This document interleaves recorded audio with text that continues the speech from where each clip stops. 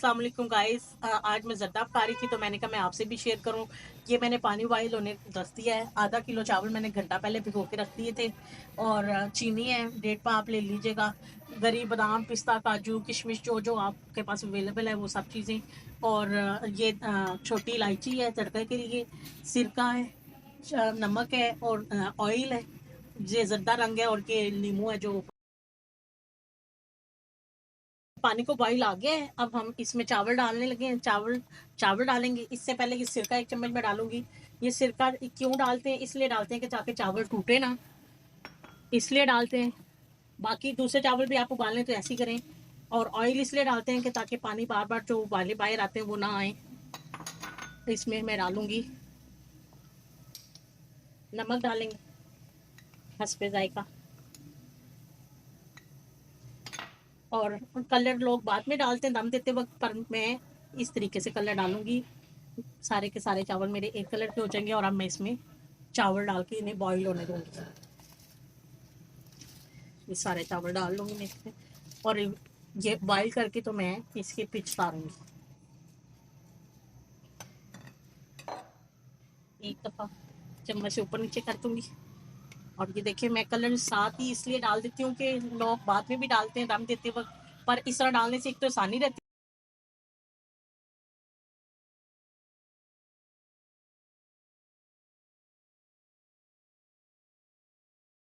ये देखें, ये खड़े खड़े 3 हिस्सा पके हों चावल और 1 हिस्सा कच्चे हों। ये देखें, ये इसकी पिच उतारेंगे। और इसे फुल नहीं पकाएंगे इसलिए कि हमने भी वो शीरा वगैरह का जो काम करना है। ये हम इसकी पिच उतारने लगे हैं। हाँ, ये देखें कि मैं इसको पानी में डाल दूंगी सारा। और अब मैं इसे एक साइड पे रखकर इसे का पानी खुश्क होने दूंगी। और अब मैं आपको भी अगला बताती हूँ। ये अब हम इसका तड़का लगाएंगे। ये ऑयल ले लें या घी ले लें जो आपको पसंद है। मैंने ऑयल लिया इस टाइम पे। और अब हम इसका तड़का लगाएंगे। ये इलायची, छोटी इलायची, इसका तड़का लगाएंगे। तड़का लगाएंगे ऐसे। तड़का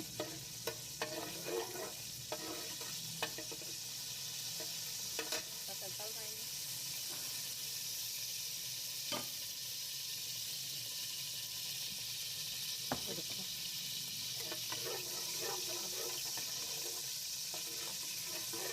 तड़का लगाएंगे ऐसे।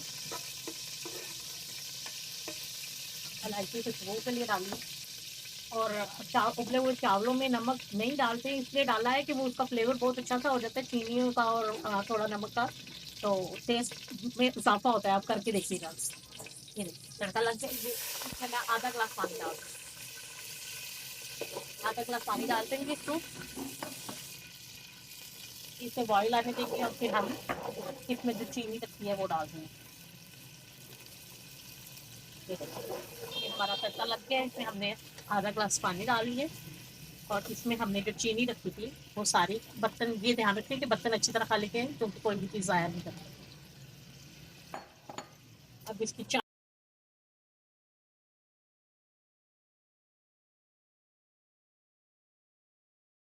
ये देखें कि चाश टाइप निकल के चीनी हमारी पिघल गई है इसी तरह से। ये देखिए इसमें हम ये अब अपने जो चार राइस थे वो डाल लें।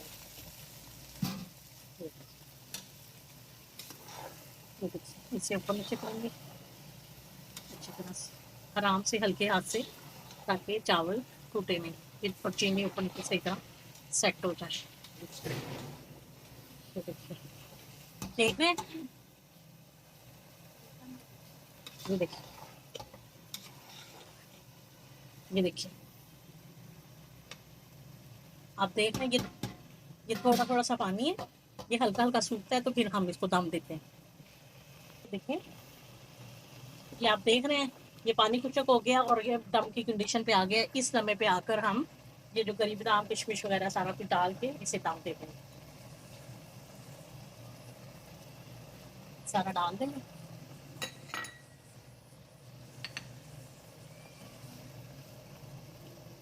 ये चूल्हा बिल्कुल स्लो कर लेंगे।